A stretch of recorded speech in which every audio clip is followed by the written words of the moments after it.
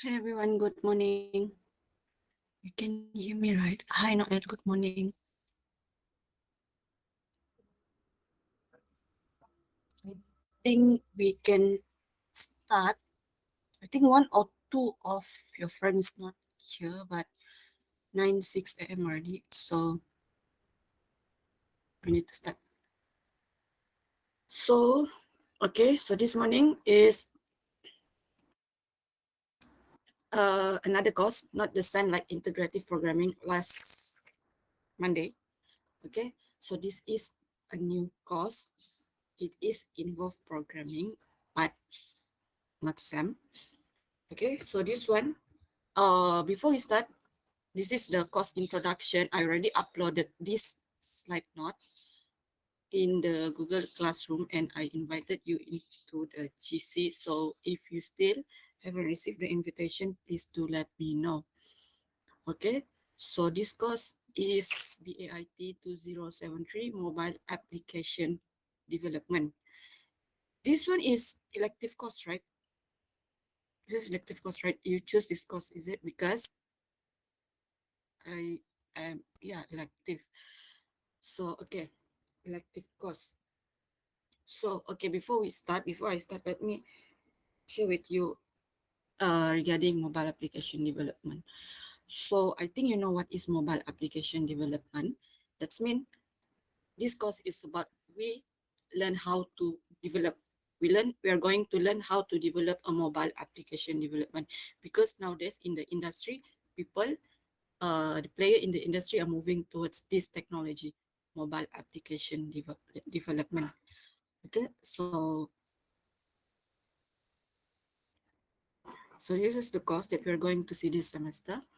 Um, this is actually the provided by the CC. So this is the team from the main campus KL. This is our CC, Dr. C Kui Tech. Okay, this is the team, him. Okay, so I think you just can see this one. I'm not going to introduce them. I just know this lecturer because he is our CC. All the material, all the exam assignment, test will be by him. Okay, so this is the synopsis about this course, mobile application development. Just from the course title of this course, you should have that idea already what you are going to learn. Okay, synopsis. So students would gain an insight of mobile technologies for creating mobile application. Okay, you're going to create a mobile application. So application models, the UI, the OS, UI user interface, OS operating system, data storage, the DB, and onboard instruction. Actually, uh, in your transcript, when you create letter, in your transcript, if you have this course, it will be easier for you to tackle a job, to find a job. Okay, mobile application development. And if you develop a mobile application too, it will be good for you, for your market later. Okay, so total student learning time, this is for short semester. However, we are here 14 weeks. Okay, so lecture 2 hours per week. So lecture, question and answer, and practical. So this is same with the integrative programming too. For this course, we have no tutorial. Okay, so our class in a week only 4 hours, which is lecture 2 hours this morning, and in the afternoon session later 2 hours. Okay, so no tutorial for this course too, on the lecture and practical in the same day. Again, this is our CLO, learning outcome, course learning outcome. So the first is apply mobile technologies and development methods to solve a given problem. This one under C3 and PLO2. Next is apply mobile development methods to develop a mobile application. Like I said just now, we are going to develop a mobile application. But this one is under assignment. Okay, and then present a mobile application to be published in a team. This one too will be under assignment. This one is your presentation. Okay, so In this course, there are 7 topics, and I think I already uploaded the lecture note in the GC. 7 topics. So we are going to see the 7 topic under within 14 weeks.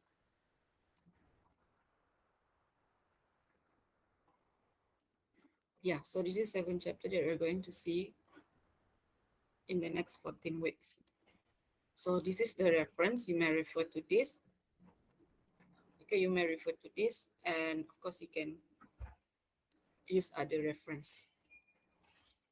So this is the assessment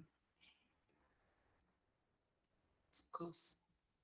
Okay, so you have test week 7, practical assessment week 9, and assignment. Assignment is the one I said just now, mobile application. Okay, it will contribute 70%. 70% and your final exam. So same with other course, this final exam no longer online. It will be a physical exam, face-to-face exam. Will contribute 30 will contribute 30% to your final mark. Okay, 70 coursework and exam will be 30%. Okay, it's the same actually. So that is the introduction about this course, mobile application development. Uh, I want to share something with you because last time I developed a application, the APK. I developed a learning application for learning, for mobile application development. Okay, of course, like you said just now in the previous slide that I showed, we have a reference. But for programming, I'm not say especially mobile application. For programming, uh, for example, this one mobile application, if you want to refer to one reference, if you want to look for a reference, you can always refer to latest technology. Because for example, this one, where's the reference? Okay, this one, if you see, the reference is 2021, 2021, 2021, which is last year. Okay, so actually every day, especially in mobile application development, because this technology is quite almost every day we have a new technology, not necessarily major technology, it can be minor thing, but for mobile application development, it is suggested or it is better if you look for a new technology. So if you see one reference, you may go to another reference to go for uh, latest technology. Mobile application development, for those who never develop any APK file or any mobile application, I can say it's quite different because I did once, I developed one, so it's quite different with what we did in um, in software or application. Okay, so that is introduction to mobile application development. So next,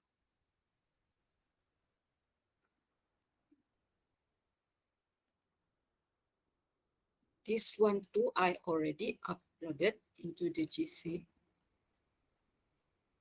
Okay, cost plan. Cost plan, so you may get this one. As you see, we have no tutorial up to week 14. Okay, and then week 14, like I said, we only have 7 chapter. So we're going to see this 7 chapter up to week 14. Okay, so this one you may get maybe from student intranet, you can get this one too. And in the GC, I already uploaded this one. So the cost plan for this week is now, today, this morning, we're going to see this one, the first chapter, Introduction to Mobile Application Development. So in this chapter, we are going to see example of OS, operating system for mobile development, and then no tutorial, and then for the practical introduction to mobile application development. However, for this course, I only received the material for lecture note. Okay, I haven't received the assignment, the the practical material. So for today's session, I'm going to continue with, for evening session, afternoon session in the practical, I'm going to proceed with this UI. Okay, but this morning, we start with this one first.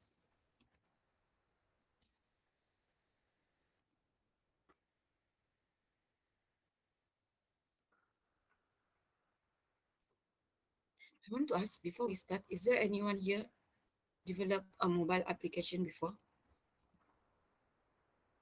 Have you tried to develop any? Wait, my screen stuck.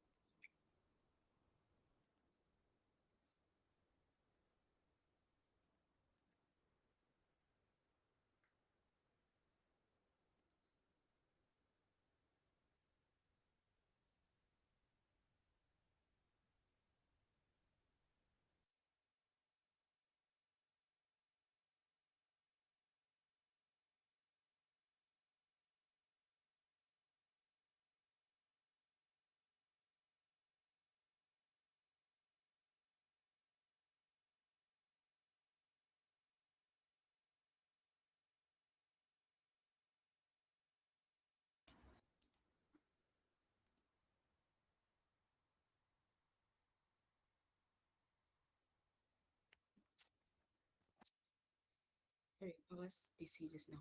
So let's start with the first chapter, Introduction to Mobile Application Development.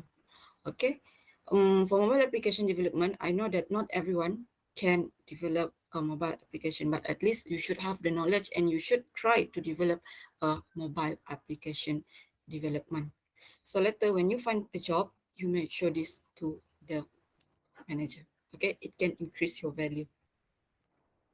So this one is the first chapter. Okay, so this is the objective of this first chapter. Okay, first, know current stats of mobile application development. Second, explain the Android application fundamentals. Explain components of an Android application and explain these activities. So this is the activities that we're going to see at the end of this. This one will be the last part in this lecture. Not so here. I believe you guys are familiar with Android, right? What is an Android? Anyone? What is Android?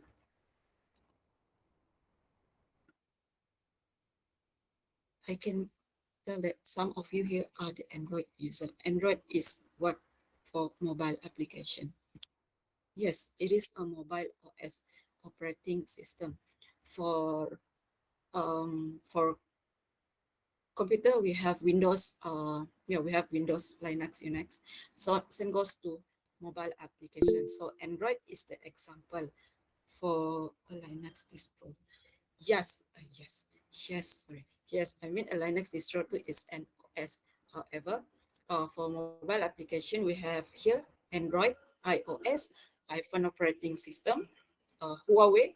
Huawei is a brand. I think you know what is Huawei. Huawei too, they have their own operating system.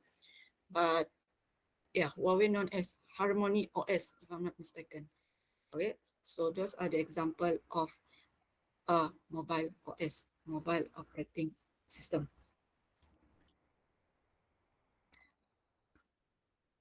Okay, so the current state of a mobile application development. So type of mobile apps. We have few types of mobile app. Three types of mobile app. We are going to see later. And then programming language and tools. Same with this one, not only for mobile, for web-based tool, we have programming language, and of course we have tools. And then the mobile OS, mobile operating system, the one that I explained just now, the Android, iOS, Harmony OS, Linux, Unix. Key challenge, the issue. Key challenge, not necessary an issue. Key challenge can be the what you want to achieve, and of what you want to achieve.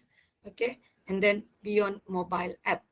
Okay, this one is combination. This one beyond mobile app. This one can be the application or combination of other technology. For example, AR, AR, augmented reality, VR.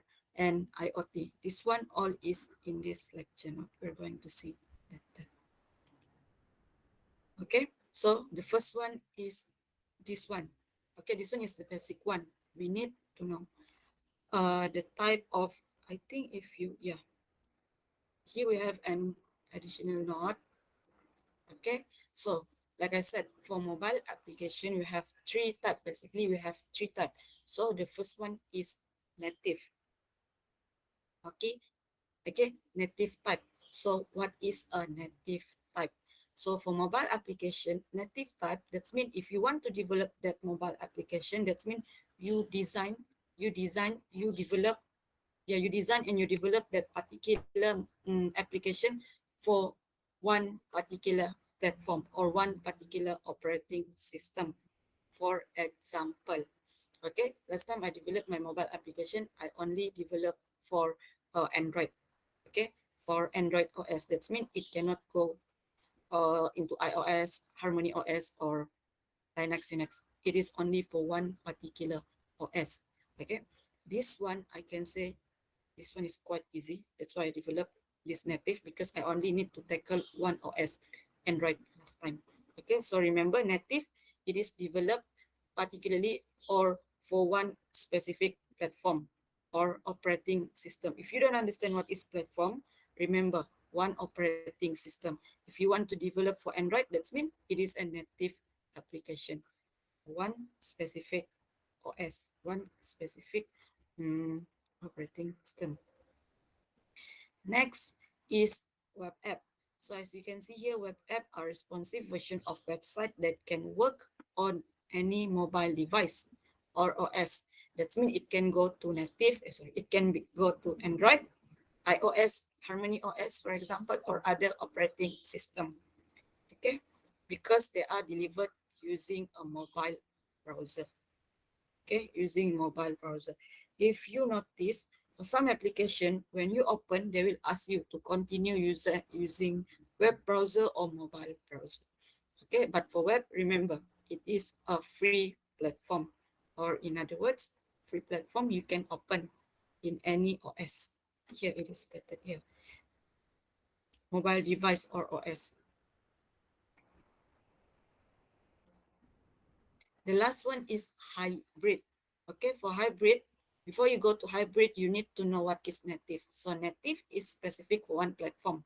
Okay, focusing on one platform. If OS, then sorry. If Android, then Android. If iOS, then iOS. So that one is native. Web-based, it is a free platform. So hybrid is a combination of web and native. Okay, web and native. So this is a hybrid. That means you combine these two technology, native and web apps. So this is the comparison of the apps.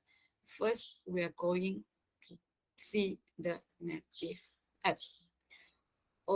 Actually, when you want to develop a mobile application, okay, there's no specific type of application. For example, native, the one that we see here, native web app or hybrid.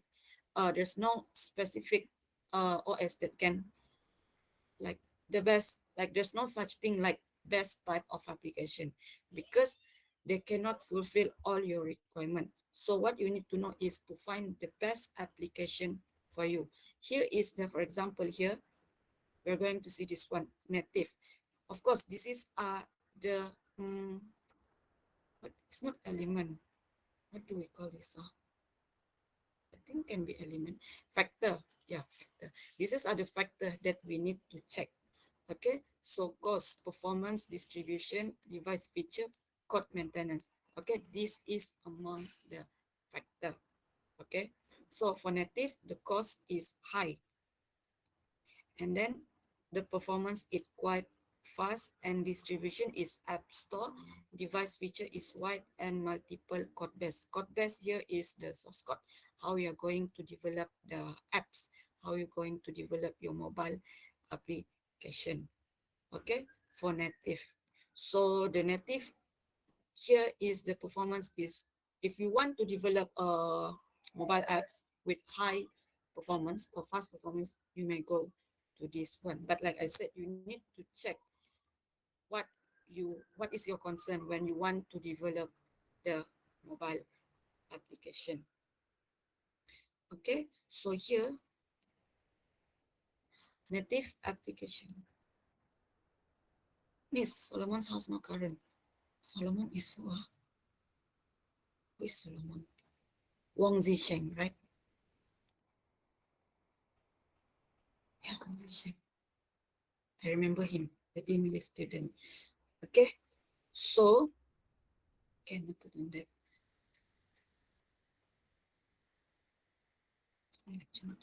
Okay, so if you see here, native apps have the advantage of being faster and more reliable in terms of performance. Okay, so if you think performance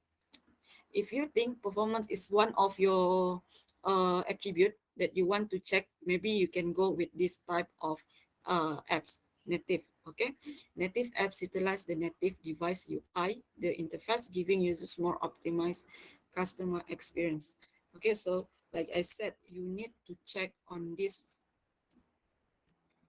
factor if you want to develop.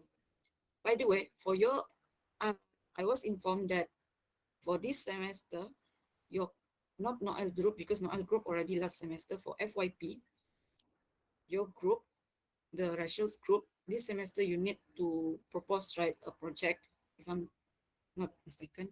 Okay, so maybe you can come out with mobile application, maybe. Because if you go with web-based, there's a lot, unless your web-based is some things that very new, some things that no one's done before, then that's cool. But for mobile application, there's still a lot of things that you can propose, you can suggest. Next is hybrid. Okay, for hybrid, as you can see in terms of cost, just now the native is quite high in terms of cost.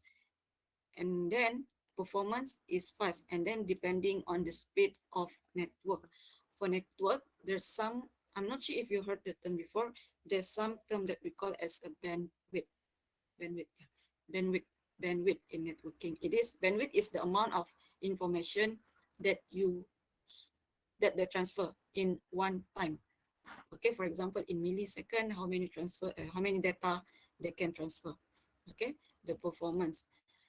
This is this factor is one of the crucial factor actually. For some application, this is very important, especially in terms of speed. Okay, here fast. So in terms of speed, they want to see how fast the mobile application can respond to the request. So this one is quite important. But for my application last time, performance, the one that I developed, I don't really look into this because it is a learning application. So I'm okay with this quality. So next is distribution. Same App Store, device features, limited, and then code maintenance, single code base. Like I said, code base is the source code.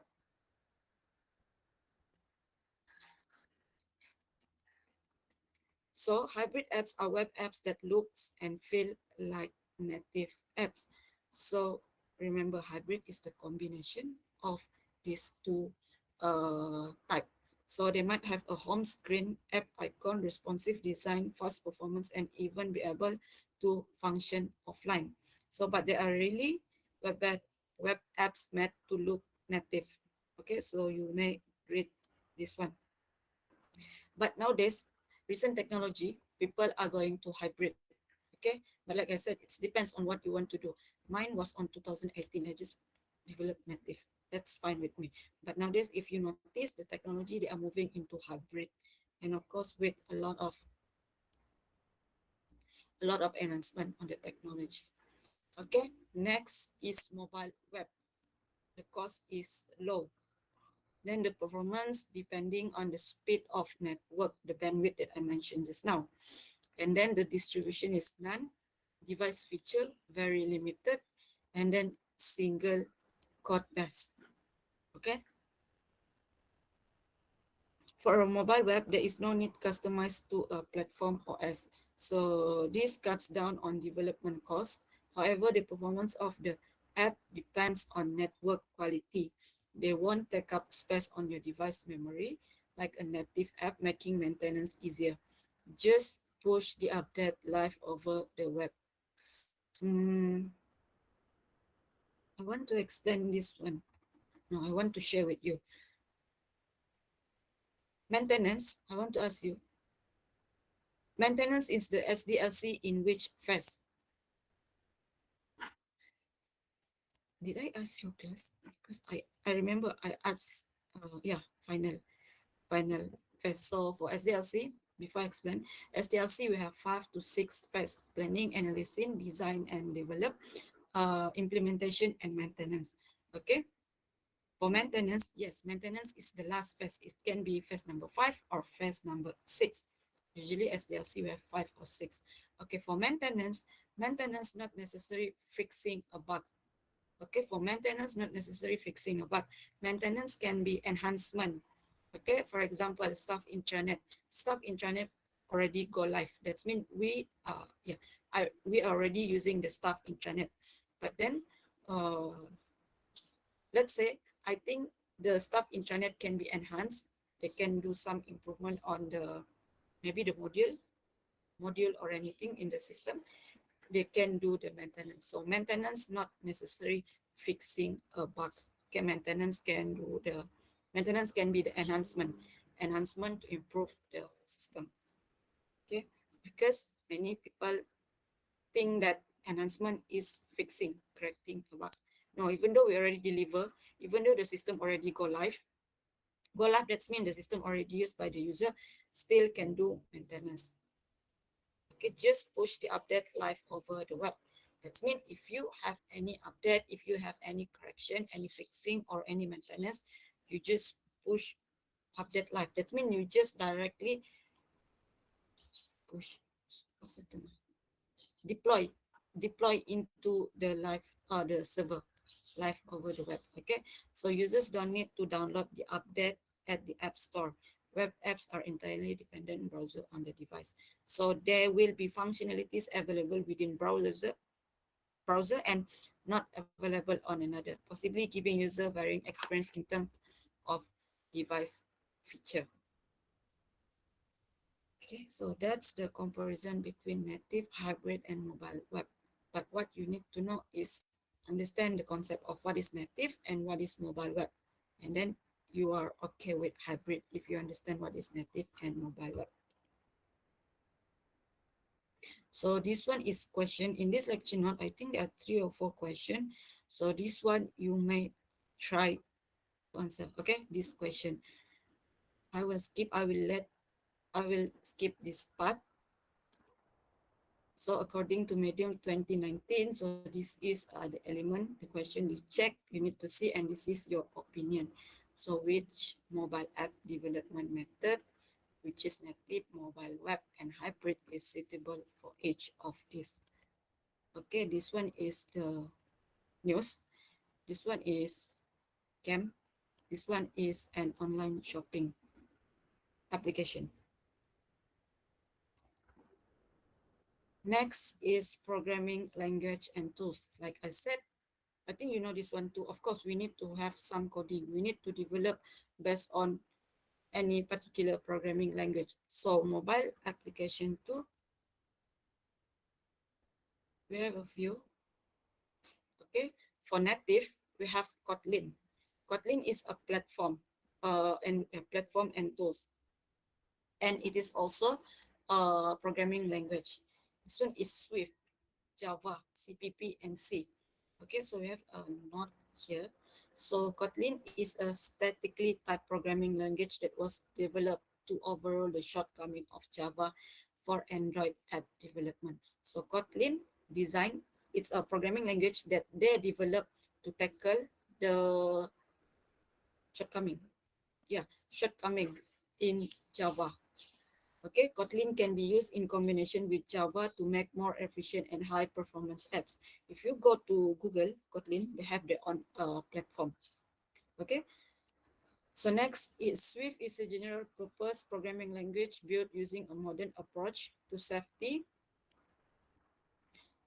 performance, and software design pattern. Currently, it is used by Apple for development of app for iOS. Okay, uh, Actually, not only for mobile application, same goes to system, web-based system. They have a few quality attribute that they need to tackle. The first one here mentioned safety. Safety here we can relate to the security of our mobile application. Oh, security of the mobile application that they want to develop. Okay, so it is an approach to tackle this quality attribute, which is the security performance. Like I said, usually they relate to the speed, performance speed, and software design pattern. Okay, it is used by iOS, iPhone operating system. And then Java, I think you're familiar with Java, but Java for mobile application, it is different with the one that we use in our, the one that you learn. And then CPP and C are used for designing apps and almost all platforms like Android, iOS, Windows, Mac OS, X operating system platform. So this is an example of programming language. Okay, so this is the example of the code for Kotlin. Okay, Kotlin, if you, like I said just now, Kotlin, they developed to tackle Java, the shortcomings in Java. And then this is the sample code for Kotlin. And then actually, more or less, they are almost the same. Okay, Kotlin, and this one is Swift. As you see here, the way they declare this variable is same.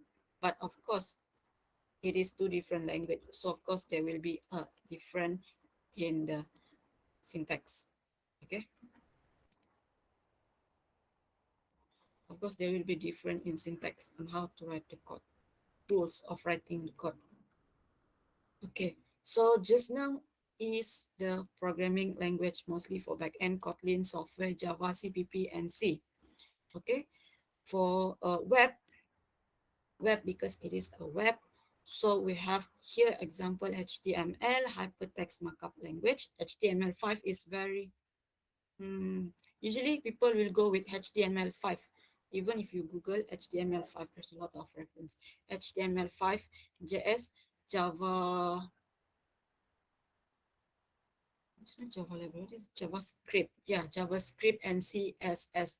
Okay, so as you see here, mostly this one is for the cosmetic, cosmetic of the web. It's for front end, how we design, how we deliver the information or what the user see at the interface.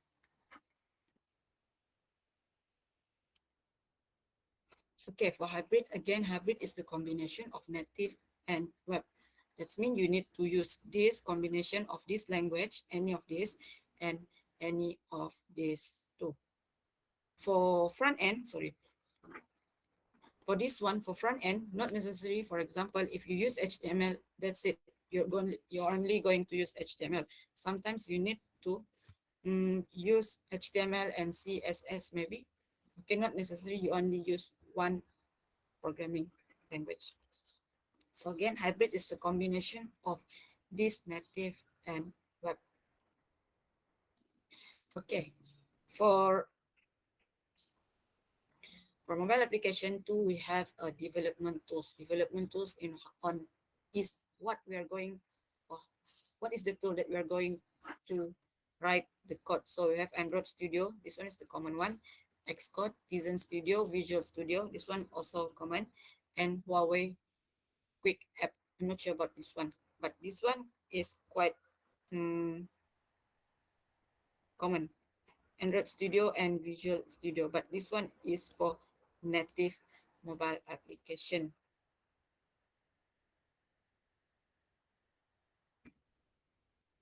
Actually, honestly, I never heard about this one, Huawei Quick App.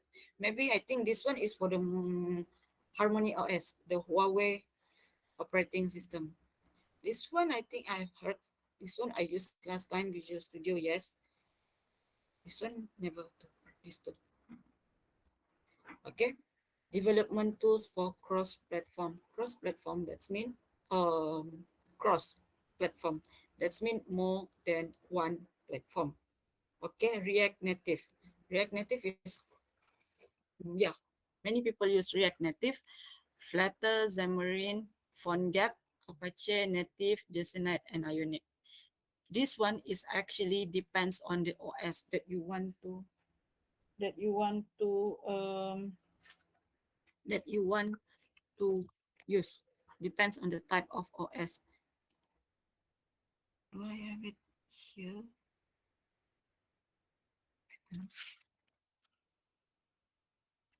Yeah, it depends on the iOS that you iOS depends on the operating system that you want to develop. Up to this point, before we move to mobile operating system, is there any question? Can I move on to the next? No question. Thank you, Noel. Okay, so let's move to mobile operating system. Okay, so this one is only graphic information.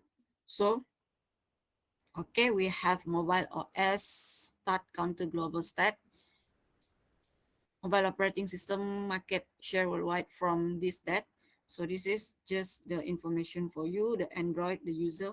So Android maintained its position as the leading mobile OS worldwide in April 2021, controlling the mobile OS market with percent share. Google Android and Apple iOS jointly post over 99% of the global market share. Okay, so this one is the example of the mobile operating system. So this one is Java, Android. This one is iOS, iPhone, Tizen here, and Tizen and KI chaos here is by Linux. Oh, Tizen by Linux. This one is by Unix. This one is the Huawei, the one that I said. Yeah, the one that I said is now Huawei have their own operating system. I'm not familiar with this. This one is Google. Google have their own OS. Okay. So mobile OS for Android. Okay. So Android is a mobile operating system based on modified version of the Linux kernel and the other open source software designed primarily for touchscreen mobile devices such as smartphone and tablets. In the recent years, Google has made Android and Chrome OS working together by allowing Android app executable in Chrome OS. Okay, so it is combination of more than one OS. What is open source software? Because it is mentioned here, open source software. What is open source software? Anyone? What is open source?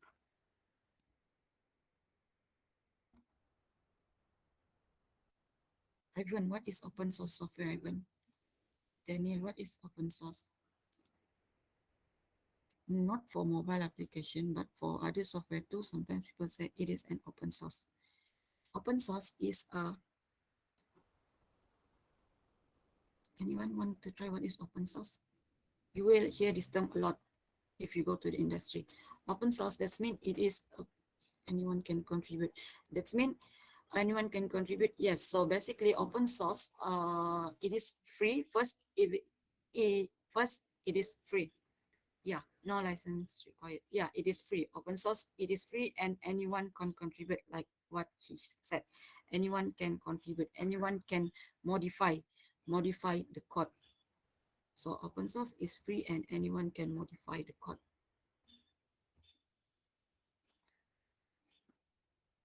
Okay, so this one is iOS, Unix kernel, and this is the device and Mac OS.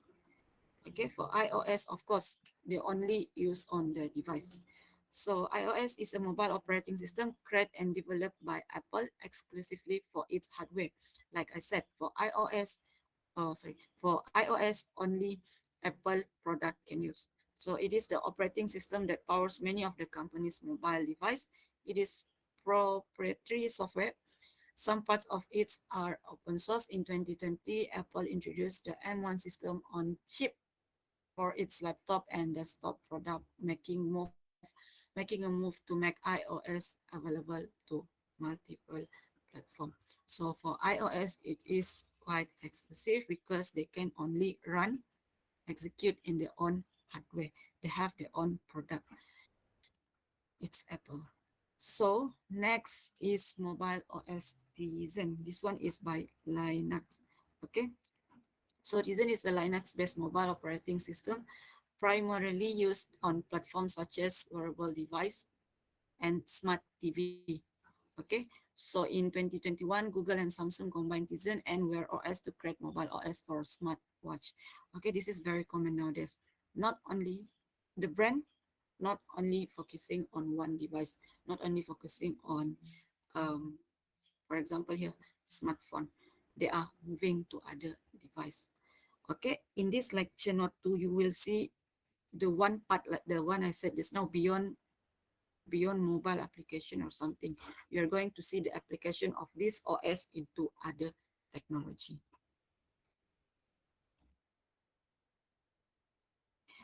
This one is mobile OS K Kai OS. Yeah, Kai OS Linux kernel. So Kai OS is a mobile operating system based on Linux for keypad. You know what is keypad? I'm not sure if you know what. Yeah, you should know. Keypad picture phone. These days they still have this kind of phone, but yeah, I don't think there's still people using it. Next is mobile OS, Harmony OS. This one is by Huawei. Microkernel open source. This is an open source, okay, by Huawei. So Harmony OS is a microkernel-based distributed embedded operating system for Internet of Things, IoT device, smartphones, and smart home appliance. For end user, the OS integrates various smart devices to implement fast connection, capability, collaboration, and resource sharing among them. So for application developer, it use distributed technologies to make your application development possible on different device form. Okay, for microkernel, sorry, for Harmony OS, they are focusing on IoT. IoT is another technology, Internet of Things. Okay, Internet of Things, that's mean they are apply the they apply the use of usually the use of internet into a device. For example, the vacuum. I'm not sure what's the specific name, but you know there's one vacuum. It's a robot vacuum. That is the example of IoT. That means they apply the technology into the vacuum. And then if you know the movie Big Hero 6, Baymax, the robot, the white brick robot, that is also example of IoT. That means they apply the technology into that device. Yeah, Baymax is the example. And the vacuum too, vacuum cleaner. Next is Fuchsia. This one is by Google. Okay, open source too. And then ARM best. ARM best is a technology, but ARM best is related to the computer processor. Okay, computer processor. This one Nest Hub is like an iPad, if I'm not mistaken. However, this is the technology that they apply this OS into. So Fuchsia is a microkernel developed by Google. Like I said, it is by Google. So the first device running this OS is the Google Home Hub. So the OS is designed using a module architecture. Component on Fuchsia is designed to come and go as needed. And security patches can be pushed to all product on demand. Security patches. So if they have any security concern, patches, that means, like I said, enhancement. So if they think there is a need for them to improve the security attribute, it can be applied into all product on demand. Okay, this one is by Google. This one is processor. This one is device actually like an iPad. But this one, if I am not mistaken, Nest Hub is like you can monitor a few things. I'm not sure, but it is a device like an iPad, but we can use to monitor a few things for smart home. So this is a question for you to think. So is an open ecosystem is the future of app development? Of course. Next is key mobile challenge. What is the challenge? What is the issue? For each of the mobile application, we sorry, they don't have same challenge. For example, Android, okay, Android and iOS, they don't, maybe they have something in common, some challenge that they have in common, but of course they have different challenge. Okay, key mobile challenge.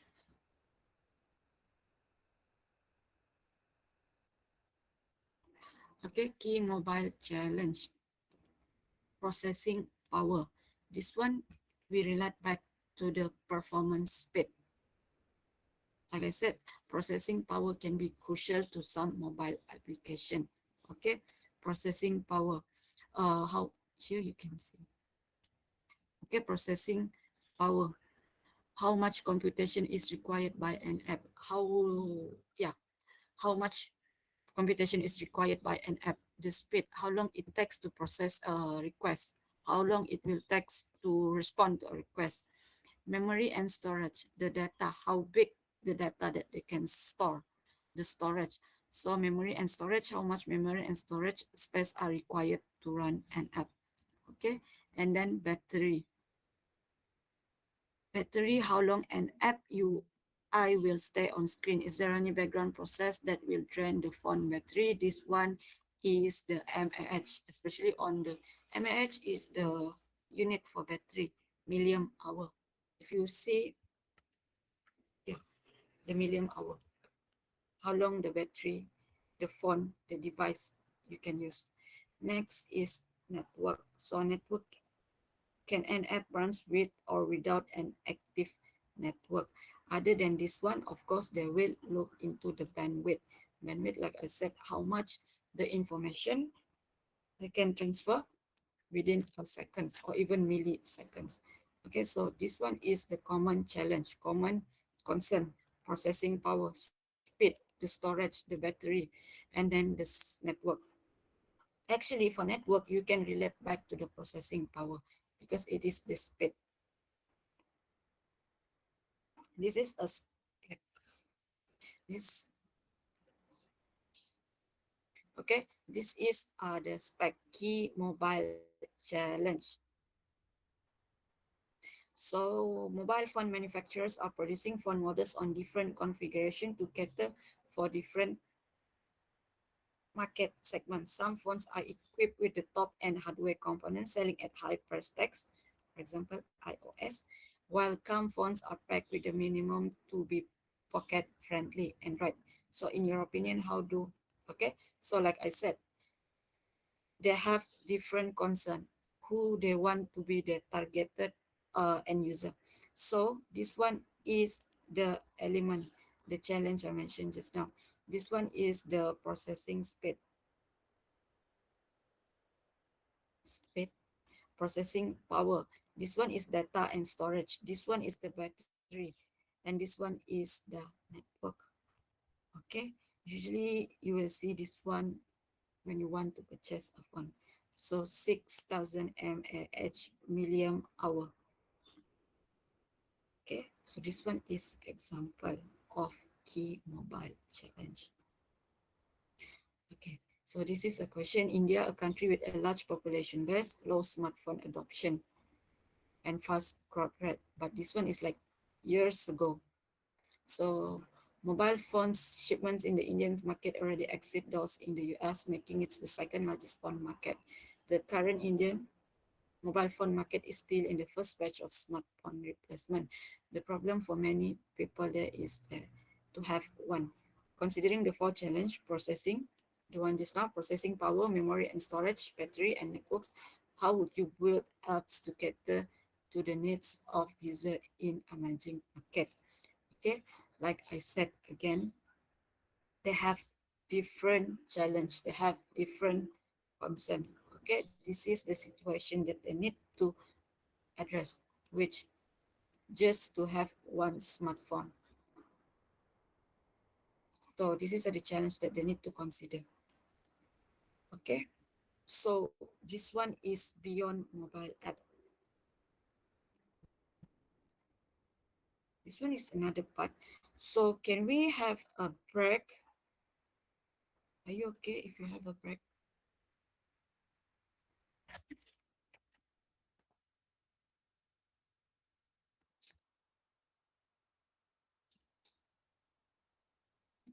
We will continue at 10, 11, sorry, 10:00 a.m. 06, and we will continue from this batch. Okay, so thank you and see you.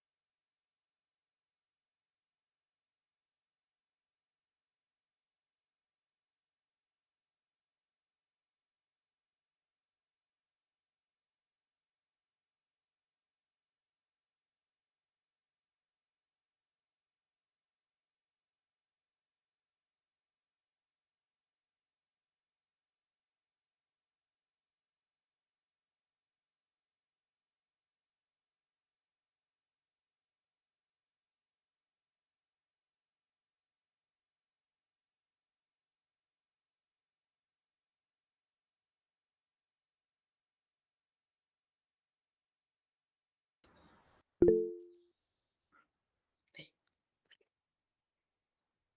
Hi, welcome back.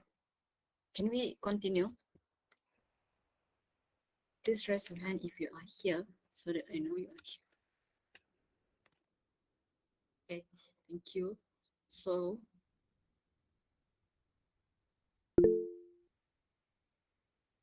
thank you. So, let's continue. Just now before our break, we stopped at the main challenge in mobile application, mobile app. So now we are going to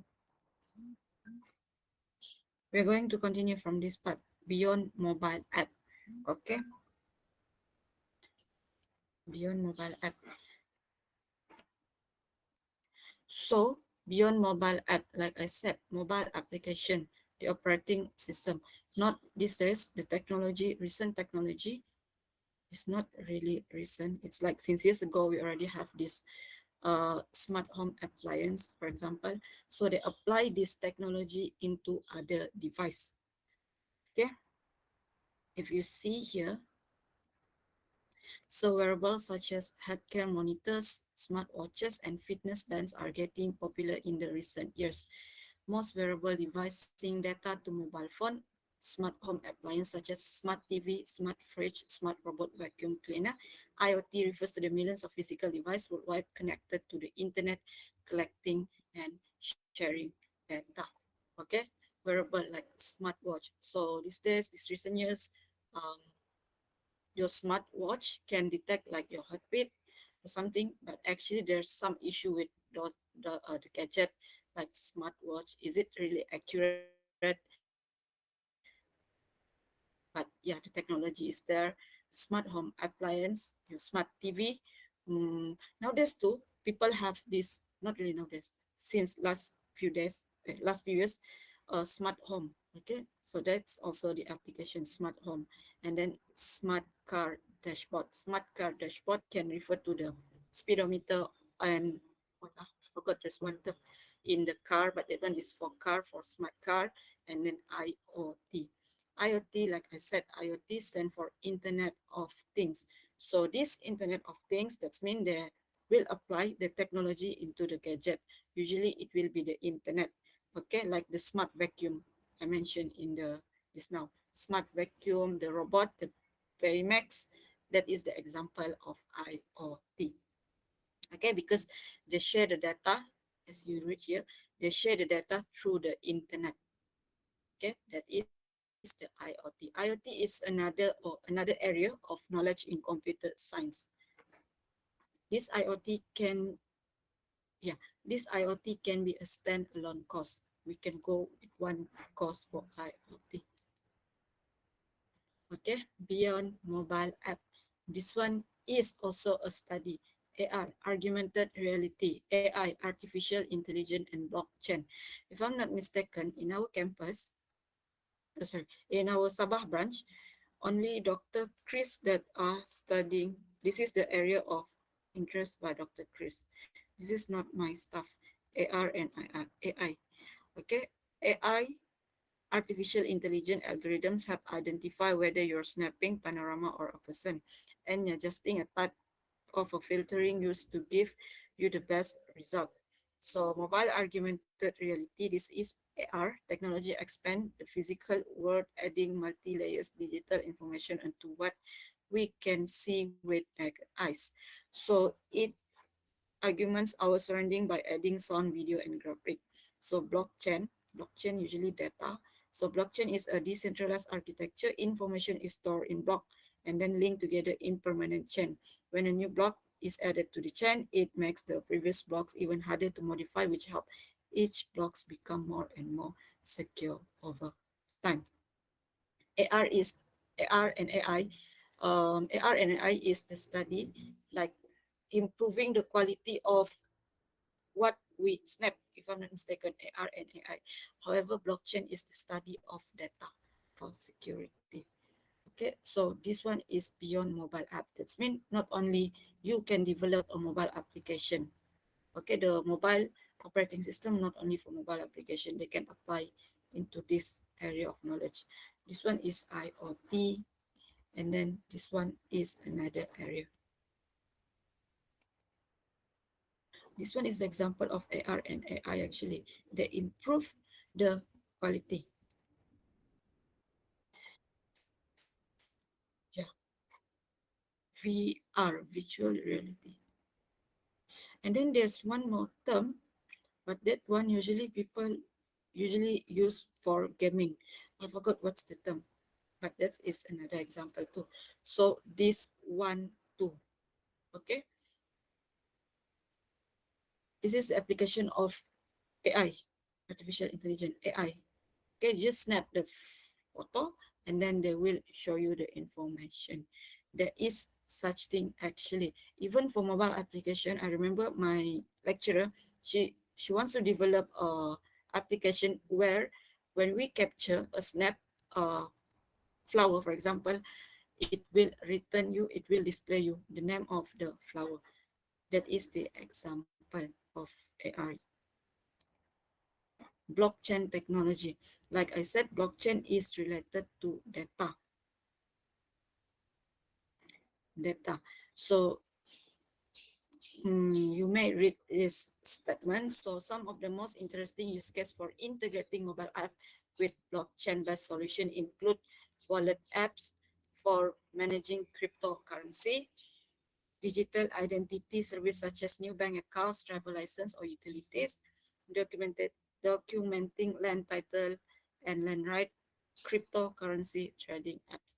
Blockchain is usually related to data, but then of course they're going to merge, they're going to apply into this thing. Nowadays, the cryptocurrency stuff, okay, I'm not sure how they apply, but I know this one is data related to data. Okay, so this is the Android application fundamentals, the basic to Android application.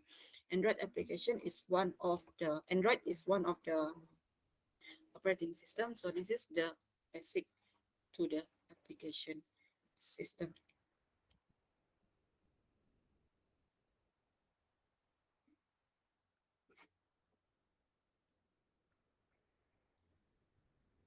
Okay, so Android apps are written in Java.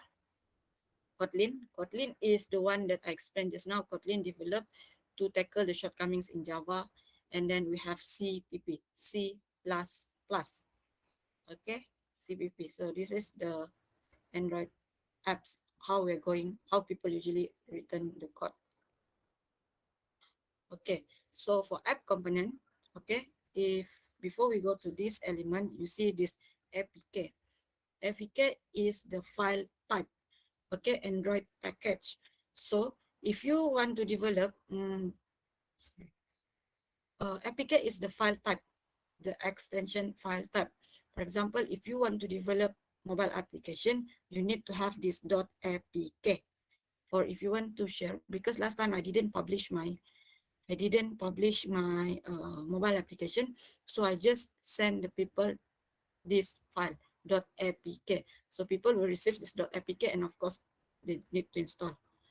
Okay, .apk is the file type. So if you see even in your phone, I can tell you have this .apk file in the storage. So under .apk we have compile code, the compile code, not the source code, the compile code, the data, and the resources.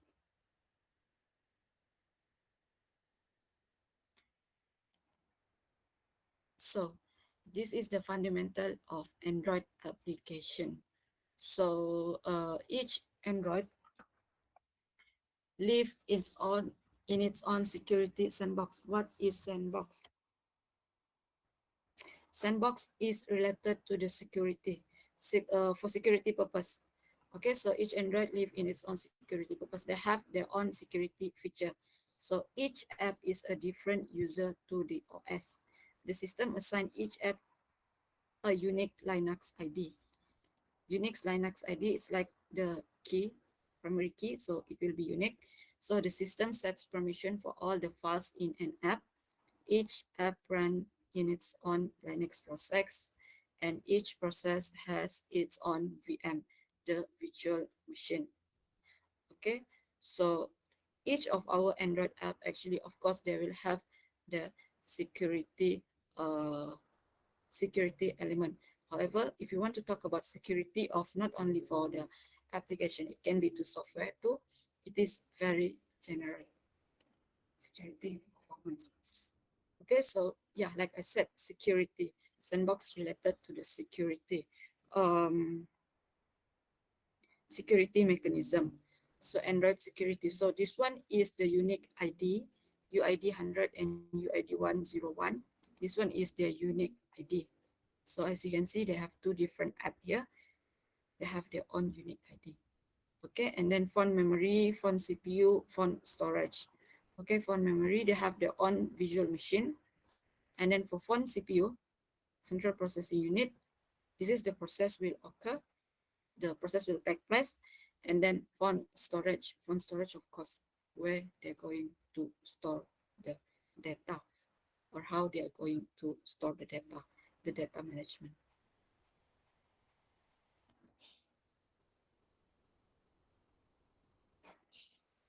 The principle of least privilege. So each app by default has access only to the components that it requires to do its works and no more. Okay, so each app by default, by right, they should only access to the component that they are related, or yeah, they are related to perform the function and no more. So an app cannot access part of the system for which it is not given permission. Okay, if you remember, usually when you want to install, if you go and download any application, okay, any application, and then they will ask for permission. Last time I remember there's no such thing last time, but this is usually they will ask for permission. They will ask permission to go to your calendar, contact, what else, camera, those stuff. They will ask permission. So sometimes for some apps that we can skip, but the application that we want to use is cannot work properly. Okay, so an app by right, they should only access to the part where they required.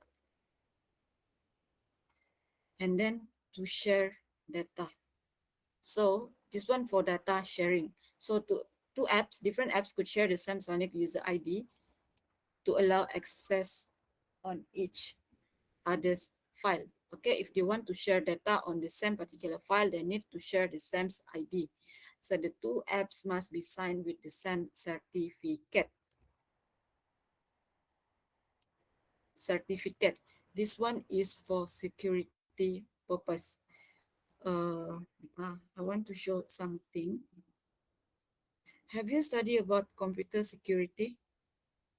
Computer security. If you study about computer security, you should know what is certificate. Have you taken the course before? Computer security. Any of you? Certificate. You can check certificate like this one. We can check the certificate. I can show you. Wait,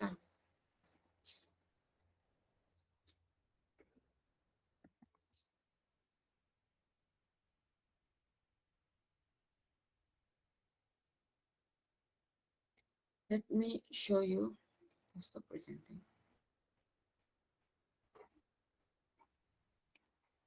I want to show you. This one is for to check computer security, especially for this one, not only for mobile application, for web pass too, we have this certificate. So let's say I go to this, you can check any website actually. Okay, this one is our website. To check the certificate, you go to here, you see this icon, click on here, and then check on the connection, and then you view this one. Certificate is valid. That's mean this is the certificate. You can click actually. So this is the certificate of this website. Okay, especially since we are on this part, especially on banking, how to know. This one is only my sharing view. Um, how to know if it is a valid or not? You just check on this one. Connection is secure.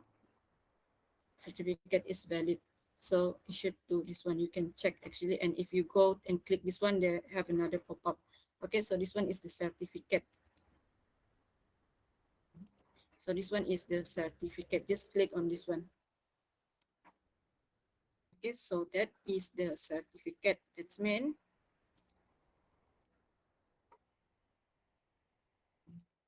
back to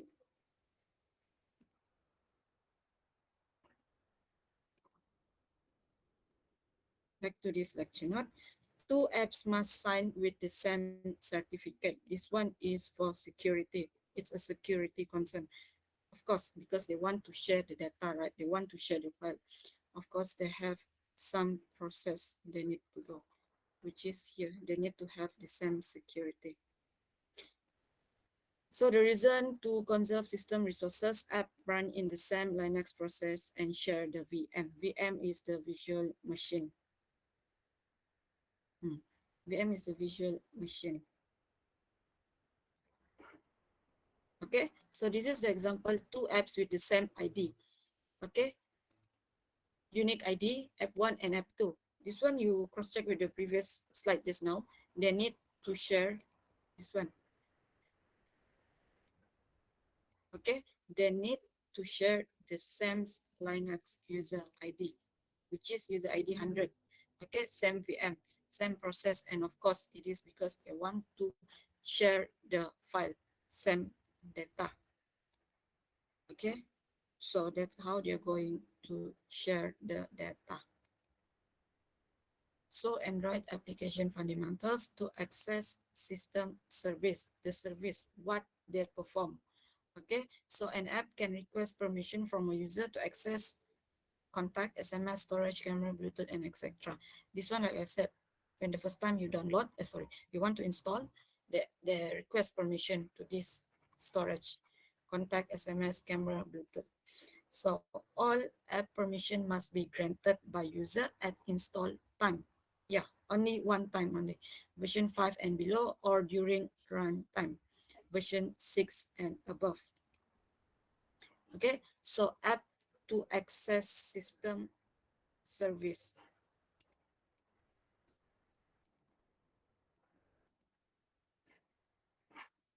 App to access system service. Okay, how the app want to access, request to access to a system service. So here, of course, we only have one example. One app, user ID 100, so phone memory. As usual, you have the VM here, and then the phone CPU. Remember, I said this is the place, phone CPU. The CPU is the place where the process will take place. Okay, as you see here, they have a process. They will conduct, they will run the process here. So here they have permission to this process and to get this data. So this is a process from process to data and data to process. Same goes to here, the phone storage. Okay. Actually, under this one, for your information, under phone CPU, they are quite, I won't say complex process, but it's not shown here. But there is a process here that occur. It's not complex, but it's more than this actually. But here on this part, you only see this process. Okay. So okay, so this is a question, why Android application package, the APK file contains three different components. Okay, so APK, that's mean the dot APK, the one that I said just now. So why Android application package APK file contain three different components, and explain two ways the Android applied to protect app data and users security. Okay, this one is related to app data, the app security, the user security at the end user, us, the user of the app. Okay, so this is the question. You may refer to the previous slide. Okay, so this is the app component. So four types of app component: A, B, C, S. What is activities, broadcast receiver, content provider, and service? Okay, activities. Activities is referring to the process. Hmm. Activities referring to the process. What is the process that occur? Broadcast receiver, the receiver. Here we have receiver and provider. Receiver, who or what is the receiver? It's not who. What is the receiver and who is the receiver? Content provider is the name here. Content provider, who, the party that provide the content, and then the service. Service here is what? Service is the, well, just now I said activities, right? Activities is the process. Service is the function. Yeah, the function. Service is not activities. Activities is process. Service is the function, the service of that application, the service of the mobile application. Why you download that app in the first place?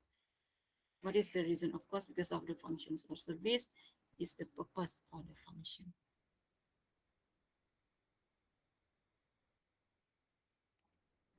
Okay, activities. This is the icon. Sometimes our phone they have this icon. So activities, that means there are some process running. So sometimes it will consume the battery. So you need to check what is icon. So an activity, a screen, so a window in which to draw its user interface. An app may consist of multiple activities simultaneously. Okay, multiple activities, that means it will run simultaneously. So one of the activity is the main activity that launching an app. Okay, to keep the app on, to continue the app. Okay, so this one, sometimes we don't even realize that we have this process, because yeah, the process uh launch the app, but it will consume the battery actually if you have this icon on your phone. Usually it's not on notification, it's depend on phone actually, but yeah. And then broadcast receiver, so a messaging system used by the system and apps. So no UI, no user interface, different with this one just now. Activities they have UI. This one no UI, but could create status bar notification. This one is the icon too. So an app must register to receive an event. This one they will ask for your permission. So a system broadcast is sent to all apps that subscribe to receive the event. For example, battery low, system reboot. Okay, so the receiver, like I said, receiver, who will receive. So here we need to subscribe, right? I mean, we need to, yeah, we need to subscribe to receive the notification. Okay, if the battery low, they're going to notify you. And then broadcast receiver too. For example, here we have a app, WhatsApp. Okay, so of course we need to register. Just now we need to subscribe, so we need to register or subscribe to this OS, to this Android, for example. And then the OS will do this process, and then broadcast on reboot, they will update this WhatsApp, and of course request new message. That means we are the receiver. Okay, same process. This one is another app. This one is the email. Again, the first thing is the concept for broadcast receiver is you need to subscribe or register. Okay, and then they will do the process. Same goes to any app actually. Next is provider. What is provider? Provider is those who provide us with the information or anything that we request or the app request. So manage access to a central repository of data. Okay.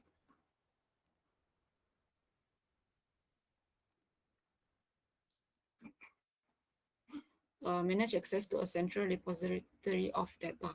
So the data format can be file system, SQLite, the SQLite DB on the web or cloud, and persistent storage location. So other apps can query or even modify the data, not all data.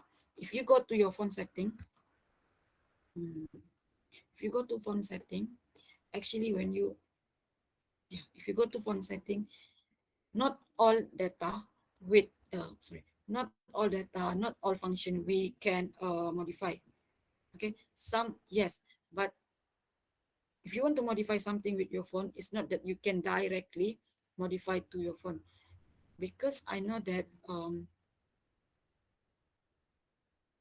I never really do that. I never really modify anything in my phone, but I know people can do that because my friends tried first time, but not all.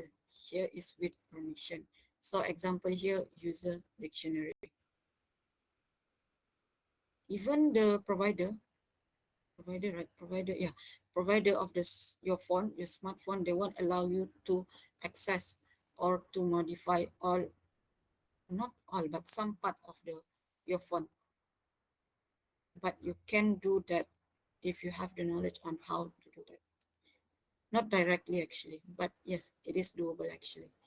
So the content provider application, they go to the content provider, the data provider just now, and then the data storage, the access to the data. Okay, from the application to content provider and then go to the data storage. Next is service. Service, like I said, the function, the purpose, why you want to install that service. So no UI, no user interface runs in the background. So perform long running operation or work for remote process. So the background or fetch data over network, another play music in component can start the service. Now, so here is the example. So the background of fetch data over the network. That means it's the back end. Back end is it's running at the background, runs in the background. So it perform long running operation. This one too can consume the battery. Okay. So identify the type of app components. So we have 4 app components. This one on page 50, login screen. Login screen, of course, you have the UI. So you need to check which component of the component have the UI. Sync data from app to server, the data, and then manage share set of app data to a local storage data. This one is a process, service, schedule, and alarm to post a notification. Okay, so this is a question. You may refer to the last few slides just now. So next is app component. So up to this page, is there any question? No. Celine, do you have questions? Thank you, Daniel. Thank you, Noel. So app components. Thank you. Mom. So app components. So Android system runs each app in. Wait, before I want to ask your opinion. Uh, in the slide just now, we learn about few example of operating system. Why? What is the reason do you think that Android, we learn about Android system, not iOS, not iOS, iPhone operating system? Why? What is the reason? What do you think? Why we go? Not only for this class actually, last time too, I learned about Android too. Why we don't go with iOS or other operating system? Why? Mm, yeah, because Android system is one of the example of OS. My question is why we go. Not only this class, actually, my class last time we go with Android too. Android more simpler. Ada answer? Ian, what do you think, Ian? Android is most common. Actually, yeah, actually there's a lot of reason. One of the reason is Kelvin Sharp. Android is more common. If you want to develop, honestly, I never develop any mobile application for native or specifically for iOS because I don't think people are able to do that because that one is only for iOS. The developer they have it's totally different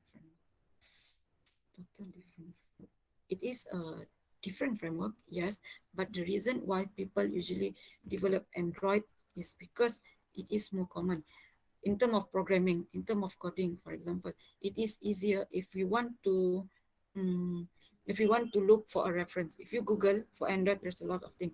But if you can Google for iOS, the coding for iOS, but you won't see many reference because iOS is an operating system. It is an operating system.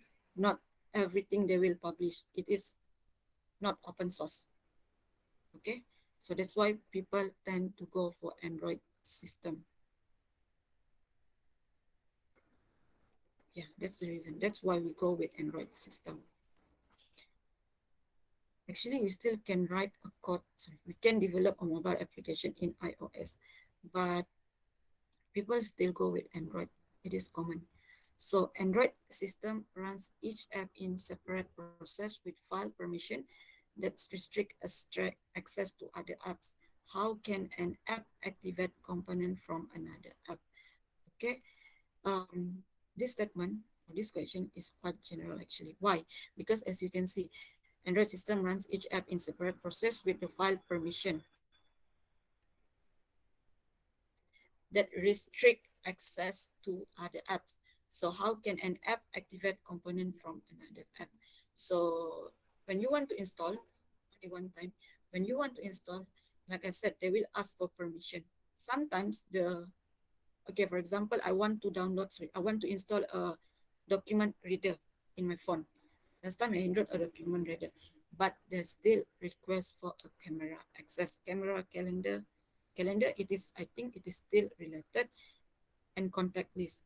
So actually there's a concern in terms of security. Why this application ask permission to other application like the camera, the contact list.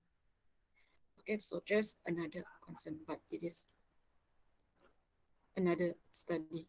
Okay, so by right they should only access to the apps they need. So application components, an app can start another app components. So an app does not have a single entry point, no main function. Okay, actually this is a function to like directly open. Is it directly open? No, let me check this. This one is for program execution. Okay, so an app does not have single entry point for execution. So for example, this one, Android OS, so they can execute these two app one and app two. Okay, they can start another app components. Okay, WhatsApp browser gallery. So Android OS. So this one is the element under each of these uh app. Yeah, under this app. Intent. Intent is a new term. So intent is not stated here. Intent is an activity represent a single screen. So intent is an activity represent a single screen in an app. So use intent to activate activities, service, and broadcast receiver. Okay, intent defines a message to activate a specific component or type of a component. This one is another chapter. However, this one is the activity, sorry. This one is the process, example of process. So activity, you need to have this one, okay? Use intent to activate the activities, okay? Activity, service, and receiver. However, this term we are going to see in week 3. Yeah. And then there is another term here, manifest file. Okay, manifest file is a file that usually it's a metadata file, contain a metadata file. So the first file read by Android before it start an app component. This one, if you go and check in your phone, I'm not sure for iPhone. I'm a Android user by the way. So there will be a metadata file. dot metadata, if I'm not mistaken, dot metadata in your phone. So this is the file that the app, sorry, the operating system, the Android will check before they start the app. So to know the components exist of an app. So component not declared in the manifest file are not visible to Android, can never run. That means they're going to check, sorry, the operating system here Android, the Android is going to check first the file, this manifest file. So it is a file that containing metadata. It is dot metadata in your phone. So the manifest file contains permission, minimum app programming. This one is API, hardware and software featured use, components, link libraries, and etc. Okay, so this is the file that our operating system is going to check first before they run or before they execute. As you can see here, components not declared, any components not declared in this file are not visible to Android. That means the Android cannot read the file, so it will never or execute the code. So this is the example. Permission.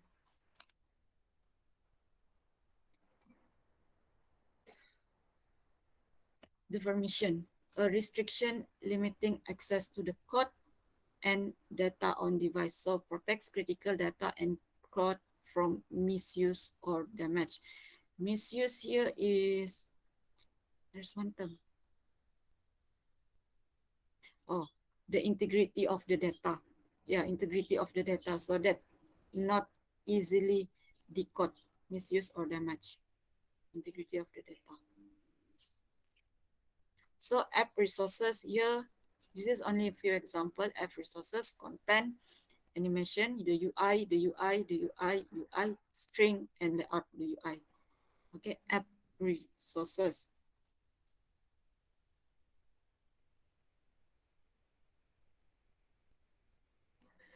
Okay, so what is the purpose of intent class? Intent class, like I said just now, activity. Uh, Activity represent a single screen in an app, and then describe three common use case for using an intent. So three. Three common is the activity, starting an activity, starting a device, and delivering a broadcast. And then why is the manifest? Manifest is the one previously important to every Android app.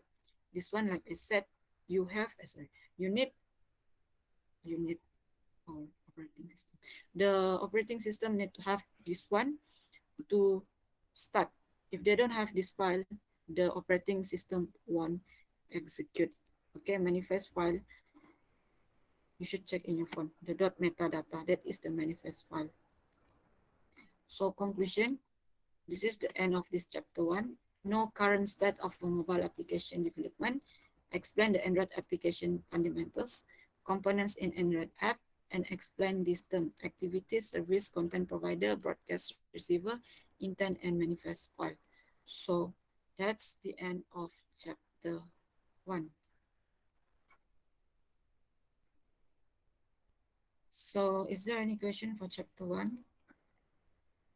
Yeah, chapter one. No.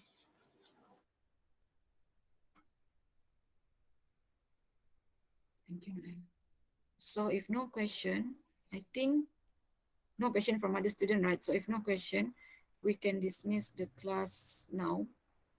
See you in the afternoon session.